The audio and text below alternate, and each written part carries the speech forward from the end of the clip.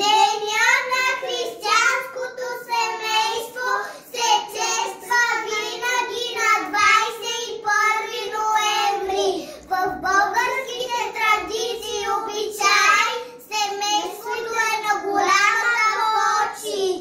Децата са украшение на християнския брак и се възпитават в любов. Не знаят друга радост по-голяма, не знаят друго щастие по-сладко.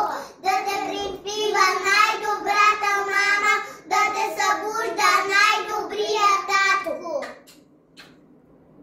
Днес е празник много мил, с него Бог е благословил.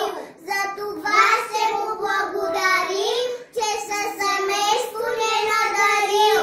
От своя страна децата също задължения да обичат родителите си, да бъдат послушни, да са им благодарни за грижите им и да помагат на родителите си, когато се нуждаят от помощ.